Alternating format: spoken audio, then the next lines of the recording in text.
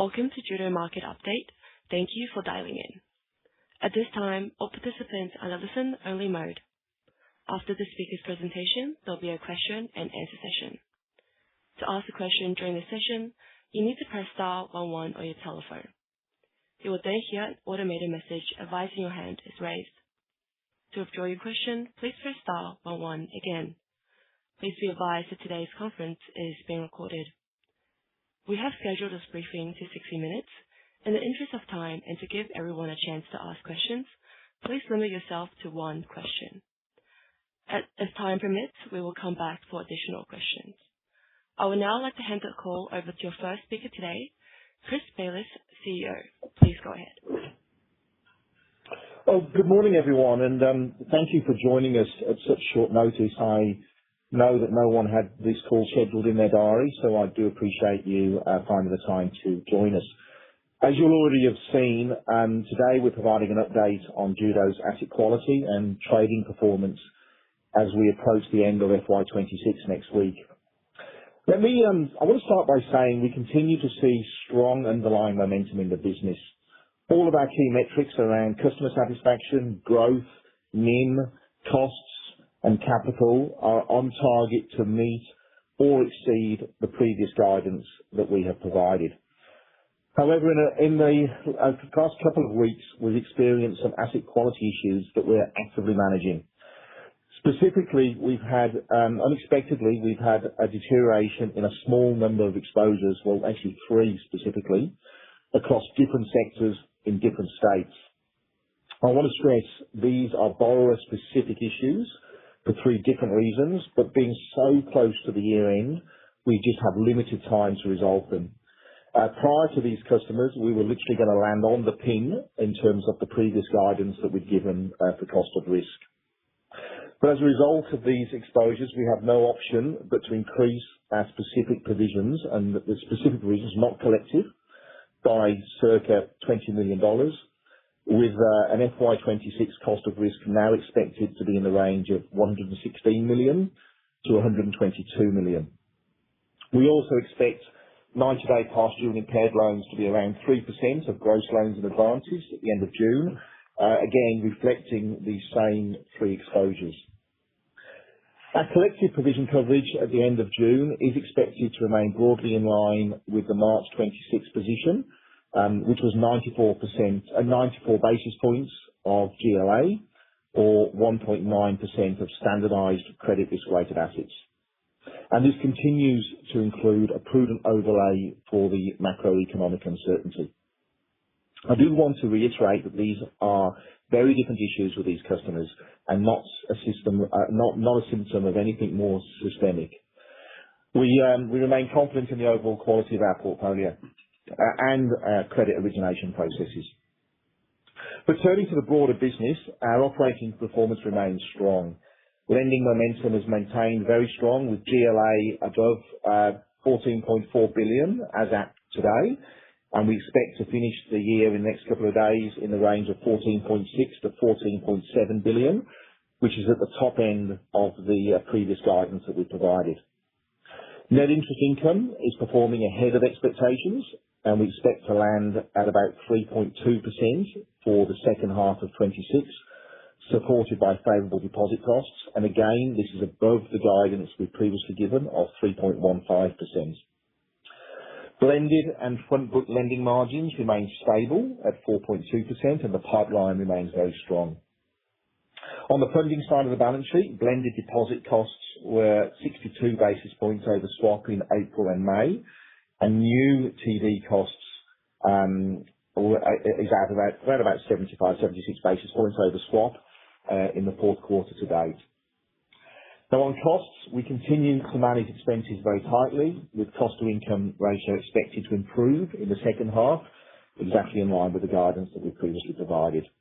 So putting everything together, we now expect FY26 profit before tax to be in the range of $163 million to $169 million, representing around 30% growth on FY25.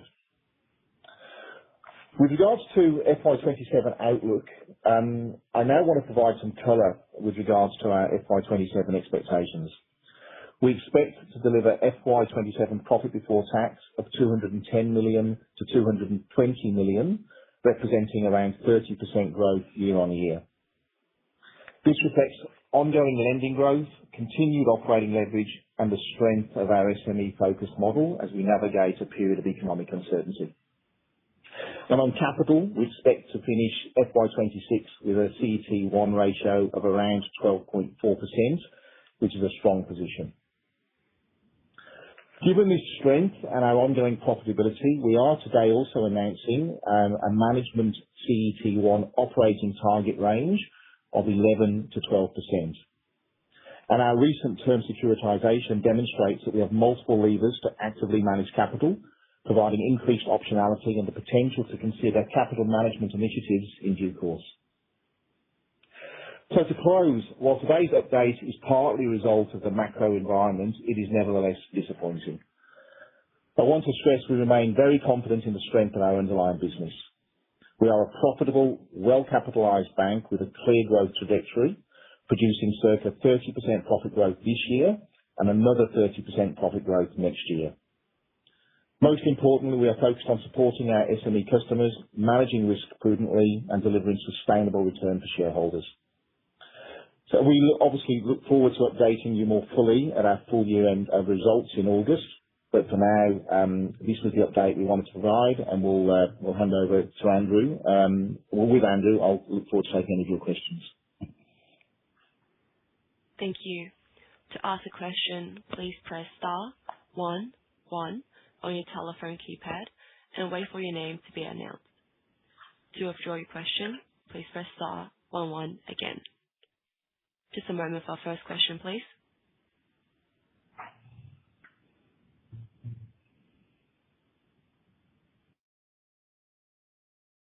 First, we have Tom Strong from Citi. Please go ahead. Hi, Tom. Good morning, and thanks. Good morning. Thanks for taking my question. Just with regards to these three loans, can you just give us a sense of the exposure at default for the three of them? And you mentioned that these issues weren't apparent in the customer-by-customer review undertaken in the third quarter, but I guess in hindsight, were there signs there that should have been caught in that review or at the time of origination in just terms of how much risk you're taking on with these customers? Yeah, it's a great question, Tom. The short answer is no. We didn't have line of sight on these three. They are very different. And in the ordinary course of business, these three would just, be part of the wash. It's just that, our business model obviously is to work with our customers and manage resolution of these files. These ones, literally, they weren't, and I can tell you they weren't sat in the over 90s bucket, and we were just looking at them with a glass half full lens. They deteriorated very rapidly. These things happen. One actually went into voluntary administration, so wasn't really even significantly in arrears with us. But I won't go into the specifics of them. But no, we did not have line of sight of them. As I said, we were, in terms of the updates that we've given recently, we were going to land on the pin in terms of the guidance that we've given. And if these three files had manifest themselves next month in July, they would have just been, BAU. We would have just worked with the customers as we normally do. But we just literally had no headroom left to suck them up with so close to year end. And so we had no option but to raise the funds on them. But we are still working, with these clients, and, we're still hopeful of resolution. But prudently, we need to raise the provisions and top it up accordingly. Thanks. Thank you. Just a moment for our next question, please.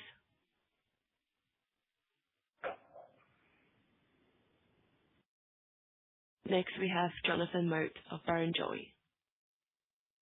Yeah, I just wanted to get a bit more detail on these exposures as well. If you look at the increase in the non-performing loans, it looks like it's up by about $65 million. And I think that goes to the previous question, which was how much was the EAD.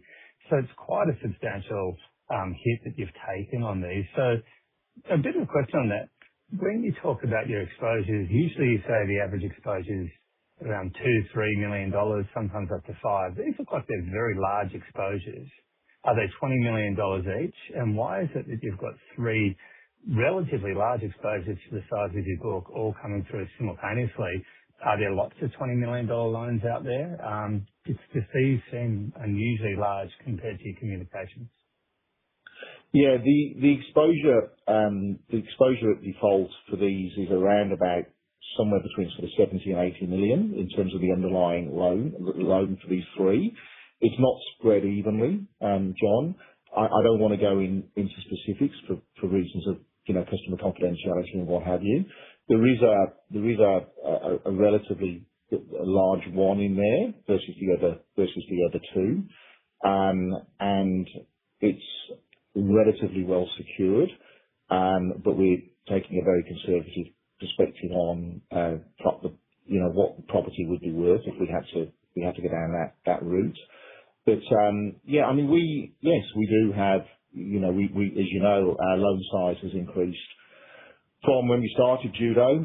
Did our first loan 8 years ago. The maximum loan size was $5 million, but now that we've got nearly a $15 billion book, we have raised the single large exposure limit to match customer demand and broker appetite to refer those types of loans to us. But it isn't three times 20. No, they say the gross exposure is between sort of about 70-80 million, and all of the lending we do has different characteristics to it. Sometimes we'll lend against goodwill or stock and debtors and the working capital cycle. Sometimes against property. These three are a mix of those. Thank you. Thank you. Next, we have John Storey from UBS. Hey, thanks very much. I'm just following on from the line of questioning from the first two. Obviously, you've got market assumptions around long-term loss rates, roughly about 50 basis points, and I see you reaffirmed that this morning. How do you think about the business model and some of the market guidance that you provided, just given the announcement today, and how should the market think about it? Well, thanks. I mean, as I've said, the guidance that we've given on all of the other operating metrics for the company, we are going to meet or exceed. And in particular with cost of risk, the guidance that we've given since we listed, we've been pretty accurate in the guidance. But the macroeconomic overlay at the moment, the conditions in which SMEs are operating, is tough. And we forecast as best we can. And as I said, until literally the last couple of weeks, we were confident that we were going to pretty much land bang in line with the guidance that we've given for this year, which we gave a long time ago, So that guidance was given well before, some of the headwinds that SMEs are facing with regards to interest rates, inflation, tax changes, etc. We've always said that the 50 basis points was through the cycle. I think we would take the position that we're at the extreme end of that cycle at the moment, and there's nothing in the underlying book, the distribution of all of the other losses, that make up the sort of the 95 million, if you like, excluding these three. That gives me any reason to be concerned. So hence we wanted to make that clear this morning. We're confident in our origination practices, the way that we support customers. We're not a fair weather banker. We don't just, it's not the second the customer goes into arrears, we put a for sale sign up and foreclose. We want to stick with our customers. We're a relationship bank. Sometimes those plans go, as per what the customer intended. Sometimes they don't. So, as I said, if we had line of sight of these, 3 months ago, it might be in a different position. And we haven't stopped dealing with these customers. So we're not saying that they won't be resolved in the next couple of months. It's just that when they manifest themselves so close to year end, we didn't feel we had any option but to make the disclosure that we've made this morning.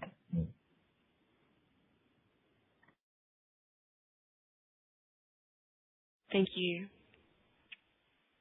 Just a moment, please. Next, we have Ed Henning from CLSA. Thank you for taking my questions. I've got a couple of questions, if that's okay. Just following on with the exposures, can you just talk about the security you have behind them? Is it all property? Is it inventory? And what kind of haircut you're assuming on this in your provisioning currently? The first question. Yeah, look, it's a mixture, Ed, as I think I said. Actually, for these three, it actually is a mixture. I mean, first of all, I would stress that for any customer that we're any trading business property company, we generally always take a GSA, a general security arrangement, so a floating charge, and we'll always take directors' guarantees. And on these three, we also have directors' guarantees. So you can imagine that the directors have got a very vested interest in making sure that we ultimately don't lose any money.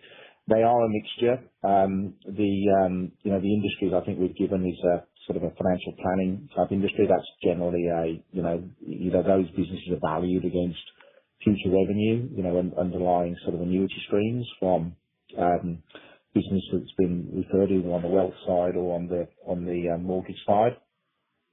Another one was a window sort of manufacturer, so it was sort of a trading line, working capital facility. So you've got a lot of working capital type assets in there, with regards to stock and debtors, etc.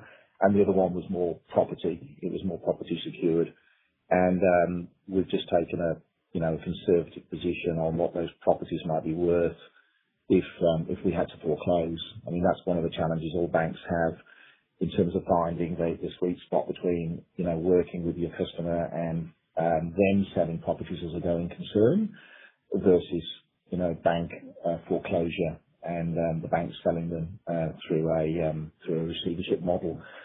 Obviously, when we raise provisions, we always assume the latter to take, worst case position. But against market value, in the ordinary course of business, it would be a different scenario.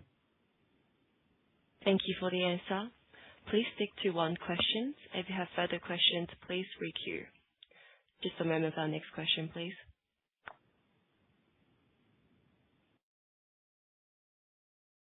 Next, we have Nathan Led from Morgans. Yeah, hello. I just wanted to, I suppose, just ask you questions about in terms of the revenue growth going into FY27. Just in particular, I suppose, just on the NIM, so you're talking about sort of exiting at 3.2% NIM, better than what you're expecting for the second half. Are you expecting that to be sustained or improved going into FY27? Yeah, thanks, Nathan. It's Andrew here. So we will finish this year, as we called out in the release, actually a little bit better than we thought. Our update 2 months ago, we were guiding for 3.15% for the NIM in the second half of this year, and as you've noted, the NIM of 3.2 or over is where we expect to land for the second half. So that's actually quite a pleasing trend, I guess, in the underlying business. Now what's it been driven by? It's really been driven by these favourable deposit costs, which we've been calling out, and you can see that in the numbers we've quoted in this release, where the blended TD cost has still been quite favourable. But we're seeing that close and revert back to that 80 to 90 basis points quite quickly, I guess, as the swap curve flattens with rate expectations kind of changing. So, we're originating. If I look at June month to date, we're originating at the low end of that 80 to 90 basis point range, and that will take a little bit of time to flow through the numbers, obviously for next year, but we've been calling out that we expect that we'll have some reversion there back to that range, that kind of long run through the cycle range. So what does that mean for NIM next year? We've kind of been saying, think about that 3.15 that we were guiding to in the second half as a sensible level in or around that for next year. We'll provide, I think, some more specificity and more color as we get to the full year result. But with where the NIM is now at, with where the deposit book is at, with the additional at-call deposit product we have in the mix, we've got some good levers here to manage that through the year, and I think it'll be broadly flat through the year around that level. There's other things that go into the NIM as well in terms of lending margins and wholesale costs. But there's some offsets there, and so I think that level is a good base for thinking about next year. Great, thank you, Andrew. Thank you. Next, we have Brendan Sprouse from GS. Good morning, team. Brendan Sprouse from Goldman Sachs. Look, I've got a question around your guidance for FY27, profit before tax between 210 and 220 million. Now, currently consensus is above 250. Could you maybe talk about what your expectations are around the cost of risk for next year? Obviously, you've had 3 independent exposures this year, but it does seem to me that you're implying significantly higher than the 50 long-term guidance of 50 basis points. Yeah, thanks, Brendan. I might take that one. I mean, you're right. We are taking into account, I think, the macro environment that we've certainly experienced, and the experience of this year, and obviously the announcement today in terms of that cost of risk for next year. And if anything, this year has taught us a little bit about the uncertainty and wanting to take a little bit of conservatism there. So we have incorporated that into the views for next year, and that's certainly a component, I guess, of our guidance for next year.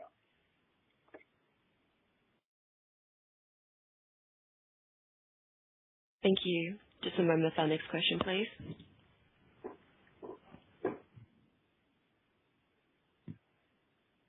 Next, we have Sally Hong from Morgan Stanley. Good morning. Can I just ask you a question about the FY27 PBT guidance? Can you bridge FY26 guidance to the FY27 guidance of 210, 220, like across loan growth? I think you spoke about margins already, but costs. And I think just a little bit more color on the cost of risk assumption, because are you basically expecting the same sort of as FY26? Yeah, thanks, Sally. You were cutting in and out a little bit there, but I think, the question around providing a bit more color around FY27 and some of the components. We'll certainly do more of this at the result, but I think that the color for today and what we wanted to put out to the market today is that we are taking a bit more of a conservative stance for next year. And that really reflects the macro environment that we are in, and wanting to be a little bit more conservative and prudent for next year, given that backdrop. We still see very good origination opportunities, and I think you can see that with the pipeline number that we provided, and the margin of the pipeline that we provided in the release today, where that pipeline's actually built up a little bit as we've headed into May. And so we certainly see good growth opportunities, but I think we're mindful of the environment that we're in, and we want to give ourselves a little bit of flexibility there in terms of that kind of top line growth. In terms of NIM, as I mentioned earlier, look, we might see that come a little bit back from the 3.2% or better that we've guided for the second half. That is really because that has been supported by the abnormally low TD costs that everyone's had a benefit of, and so we are assuming some reversion there. And there's some, as I said, there's some levers and other things that will operate to support that number, but that will come back a little bit as those deposit costs normalise, as we have been expecting and planning. And then, in terms of cost of risk, which is obviously the other key component for the, profit for next year, that's clearly one where we have had an eye to the experience that we've been through for this year, and, where we've guided for the landing position for this year. And we've wanted to take that into FY27 and again, assume a bit of conservatism there given the macro backdrop. Thank you. Thanks. Next, we have Carlos Cacho from Macquarie.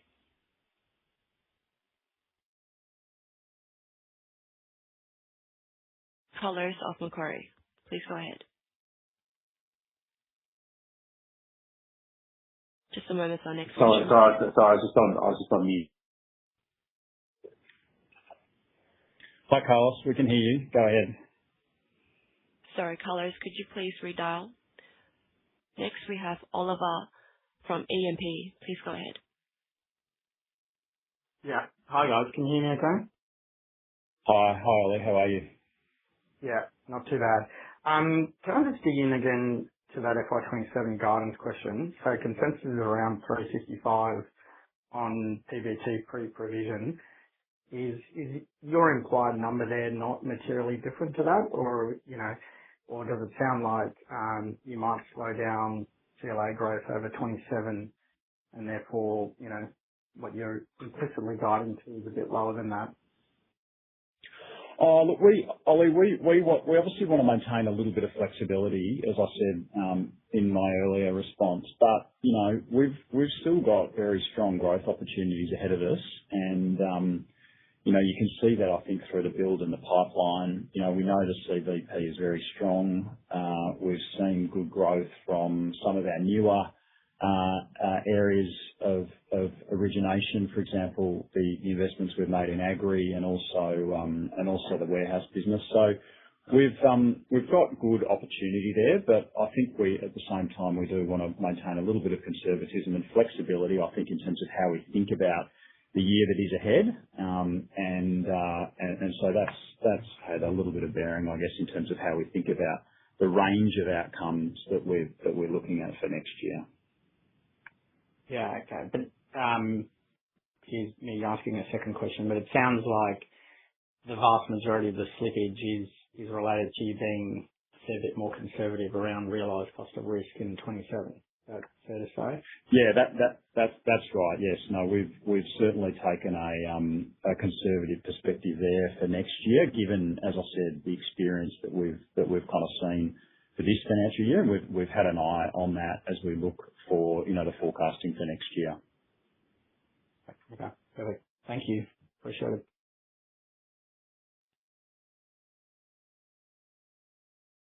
Thank you. Next, we have Carlos from Macquarie. Thanks, guys. Thanks for the opportunity to ask a question. I know you're obviously not, directly exposed to mortgages, but just given the budget and the impact we're seeing on the housing market, I was wondering how much of your security is to residential property, and so what's the risk around security of your book and potential credit quality from the deterioration we're seeing playing out pretty quickly now? Yeah, look, it's not significant. I mean, our mortgage book is about 10% of our entire exposure, and that's generally where it's cross-collateralized. So we don't do standalone home loans. We do home loans for our SME clients where they want to use the security to cross-collateralize. But that book is 10% of our total GLA book. There would be an element of investment properties, in the portfolio that are not mortgages, so they've been placed as part of a sort of a corporate loan. But again, what would that be, Andrew? Maybe. Yeah, it's not a big part of our business. It's often most of the collateral is a commercial property backed, and the home loan, as Chris, you were saying, it's just part of overall collateral. Thank you. Thank you. Next, we have Andrew Lyons from Jefferies. Please go ahead. Yeah, thanks and good morning, team. Your loss rate's going to be well above your 50 basis points through the cycle cost of risk this year and remain elevated next year, and it's certainly multiples of the major banks. Now, I can see that there are material differences in your book mix, but are you having to take too much risk to maintain your lending spreads in that sort of low to mid 4% range? No, we don't think, as I said, we don't think so. Prior to these three exposures, we were bang in line with the guidance that we'd previously given. We do think we're at a point of the economic cycle where, there's going to be definitely stress on that 50 basis points, and possibly, as you said, for this year and next year, we could possibly be slightly above it. But, we're very happy with the underlying book, and the origination practices that support that. The rest of the cost of risk is distributed as you'd expect across different sectors, different states. It's not. We don't believe it's a reflection of any sort of. It's not any active decision to take more risk to get the margin. The margin is generally on relationship grounds. I mean, all of our clients tell us that that's why they pay the premium to get a proper relationship banker. So, short answer is no. And as I said, if it hadn't been for these three exposures that had popped up so close to year end, we wouldn't be having this call, and we would be bang in line with the guidance that we gave over a year ago in terms of that cost of risk line.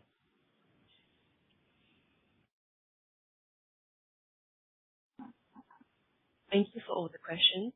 That concludes our Q&A session. I will now hand the conference back to Chris for closing remarks. Yes, I will say again, thank you everyone for joining us. I know that this wasn't in your diary or a scheduled call, so we do appreciate you joining us and for so many questions. Look, today's update is disappointing for us. It's not the result of the macro, but it's partly the result, as I said, of just three exposures so close to year end. We remain extremely confident in the strength of our underlying business.